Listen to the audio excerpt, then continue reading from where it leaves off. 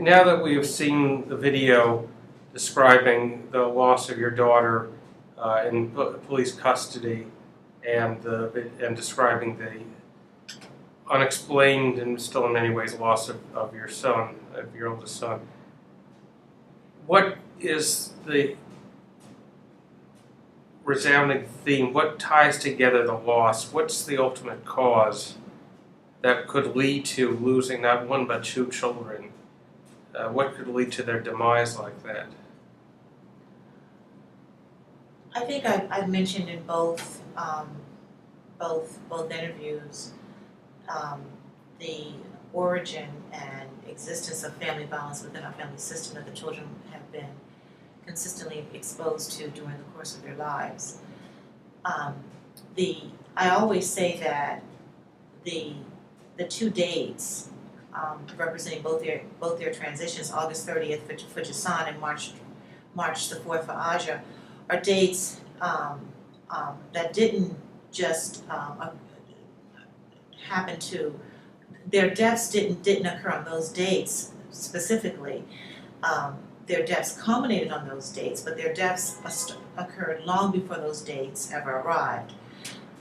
Their exposure to violence within the family system, consistently, emotional violence, psychological violence, spiritual violence, and economic violence, are factors that put them in the space that they wound up on August 30th for Jason and March 4th for Ahjah.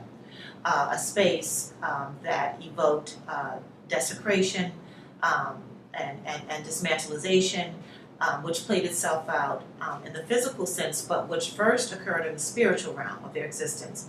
The spiritual sense. Their spirits had been desecrated long before their bodies experienced demise. And so the point that I'm making, that I want to make about domestic violence is domestic violence and family violence affects the spirit of the individual that is victimized by it, and also affects the spirit of the individual that perpetuates it. This is a spiritual problem. It is a problem of spirit.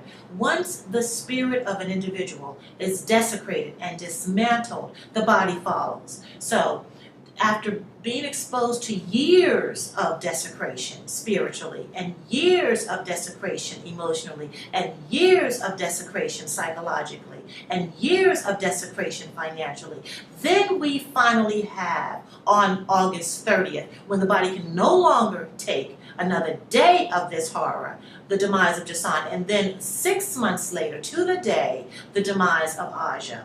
So I want to hit this hard. When we ignore the emotional traumas that our children are exposed to and encounter, we are playing the part of co-conspirator in their demise. When we do not accept responsibility as parents and first teachers to correct those pathologies, to first acknowledge their existence, that they exist, and the man or the woman in the mirror, that we are inflicting this violence upon our children, what we do is we participate in driving the nails in their coffin, because children are helpless agents in these family systems. They don't ask to come here. They don't ask to coexist in those paradigms. They are helpless individuals dependent upon their first teachers for survival, for sustenance, and for their growth and development. They are dependent completely upon us. So when we participate in paradigms that are unhealthy, and that are that lead to our ultimate demise as parents, we are basically giving all the forces that will be pitted against our kids coming from that family system a license to take them out of this world. We have to accept responsibility for the pathology of violence, whether it's verbal, psychological, spiritual, emotional, and financial, as it affects the lives of our children, ourselves as well, but our children. We have, and I have to say it again, we have to accept responsibility. The man, the woman in the mirror who is violent, emotionally, psychologically, verbally, spiritually, which I think is the worst type of violence, because you can't see the wound. My child can ACS will be called to come to my house if my child goes to school with a bruise on their face or their arm or their leg. But, however, if the bruise is internal and no one ever sees it, who's going to provide assistance to the child, especially in the midst of silence and the child returns back to the violent environment? So, sweeping it under the rug, dismissing it, all of that has to stop. We have to deal with it. Because the bottom line is this: the chickens may not come home to roost tomorrow or next week or the next hour if you're verbally abusing your child. But one day, they're coming to take their prize. And that prize is your child. You have to stop abusing your child, your children, emotionally, verbally, and psychologically, and spiritually, and financially. Take responsibility, ownership, grow up, and step up. And don't take your cease to take your frustrations out on your kids. They are not responsible for your problems. Solve them and become better parents in the process to save your kids. One last question. A lot of people hear this and they say, oh, this is terrible, this happened, and they're obviously saddened by it. But the question then arises, what can be done about this?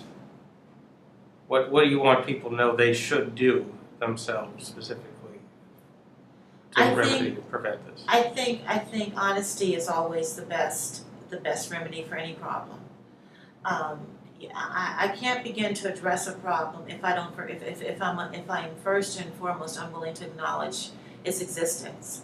If I go to the doctor and there's something wrong with my heart, and I refuse to divulge all of the things that I may be doing to contribute to this illness, including withholding family history, there's not very much he can do to help me.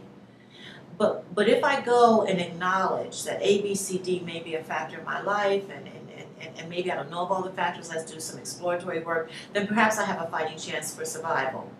The same applies to domestic violence. When we remain silent, when we remain oblivious to the emotional assaults that we have experienced and encountered as parents, first and foremost, and that we are also and that we now inflict upon our kids and ourselves and each other, we are basically giving this disease the room that it needs to grow and continue its existence onto the second, fourth, fifth, and third generation, into infinitum. We have to break our silence around the theme of domestic violence in whatever form it exists, whatever form. That to me is the beginning of the problem, and the blaming and the pointing the finger has to stop in family systems. Particularly, and I want to say this, and my children were children of the parsonage. We came from a clergy family system. And I want to challenge the church to deal with DV in a way that also exercises honesty and truth. My children were children of pastors. And in my view, that was the worst position for them to be in, because they not only did they have no place to run, but they had no place to hide. If you can't get help outside of the family domain because of the shroud of violence, and you can't get help within it, and then you can't get help within the institution that's supposed to help both entities, where can you go for help? And that is the church. And so the church has to lift the veil. The church has to raise up the shades and open the windows and deal with this pathology as honestly as Christ has called us to. Especially when it affects the least of these, and the least of these are his children. Through the domain of truth. If a pastor is abusing his wife, if a wife is abusing her husband, if they're abusing their children, they have to be called on the carpet for this. They have to be dealt with by the ecclesiastical community they serve. The shades have to go up. Help needs to be provided. Intervention needs to happen. And it has to happen aggressively. And pointing the finger and demonizing the mother or the father is not the answer. The family needs help. Give them the help they need in a very comprehensive, educational, holistic way, so that the children can be spared, because it's the children that pay the biggest price. I'm still here. Their father is still here. They're gone. So we're not the victims, as most would have us believe. We are by no means by any stretch of the imagination, victimized here. They are. They're the victims because they're in the ground.